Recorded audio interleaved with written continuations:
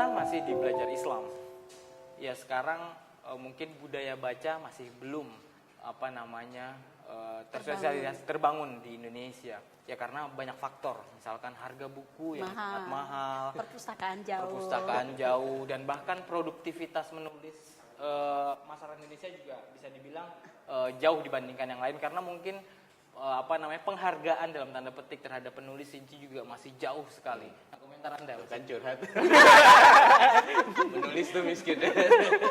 Tapi begini ya, memang betul minat baca di Indonesia sudah puluhan tahun kali ya, jadi bahan kerisauan banyak pendidik maupun masyarakat yang prihatin gitu ya. Dan kalau kita lihat harga buku itu kan memang jelas kelihatan menghambat, makin kesini makin jelas.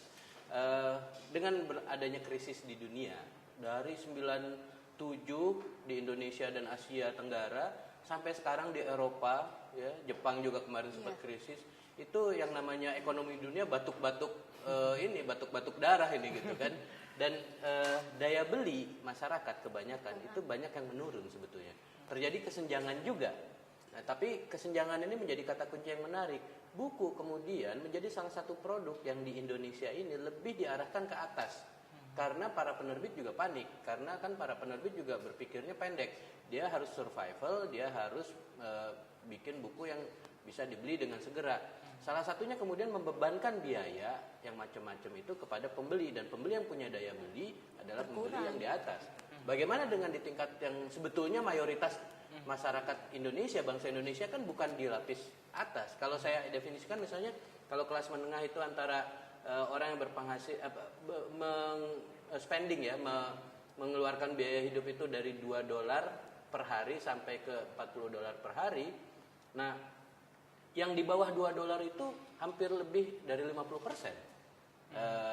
Dan yang $2 per hari pun bukan orang kaya gitu. Jadi daya belinya juga tidak tinggi juga. Nah, itu yang kemudian saya mengaitkan dengan pengalaman waktu ke Poso waktu itu. Saya lagi fotokopi buku, terus kemudian buku ternyata di Poso itu sangat aneh jadinya waktu saya memfotokopi itu tahun 2006, sekitar tahun 2006. Saya ditegur, ini buku ya. Dulu di sini saya sudah tidak pernah baca buku lagi sejak tahun 97. Kenapa? Nggak ada toko buku, tidak ada barangnya. Di situ saya kan berpikir, minat baca masyarakat Indonesia itu nggak ada karena nggak ada toko buku dan nggak ada buku. Satu-satunya toko buku yang dekat di Palu kalau dari Poso. Itu kayak dari sini ke Garut, dari Jakarta ke Garut. Jadi udah luar kota. Iya. Ongkosnya udah. Mereka susah. Nah, jadi nggak ada minat baca. Nggak ada buku karena nggak ada minat baca, atau nggak ada minat baca karena nggak ada buku. Dugaan saya dua-duanya. Tapi di kebanyakan daerah di Indonesia nggak ada buku, dan nggak ada buku bisa berarti karena nggak ada akses kepada buku. Buku hanya dijual di toko-toko besar, jaringan-jaringan yang ada di mall, dan pengunjung mall adalah kelas tertentu saja. Kita yang kebanyakan jadinya susah gitu untuk menjangkau itu. Dan itu harus diatasi sih. Ada beberapa teman juga yang saya punya teman di Ternate. Kita pengen bantu buku. Harga buku sama ongkos kirimnya tuh mahal ongkos kirimnya. Jadi saya bagaimana caranya? Akhirnya saya cari-cari info siapa yang ke Jakarta. Terus terus begitu di bandara saya tanya semua yang penerbangan ke Makassar dulu kan, kalau mau ke Ternate kan Makassar dulu. Ibu yang mau ke Ternate siapa? Oh saya, Pak bisa minta tolong Pak titip buku ini, nanti kalau udah sampai bandara sana Bapak kumpulkan, nanti ada yang ngambil ke bandara.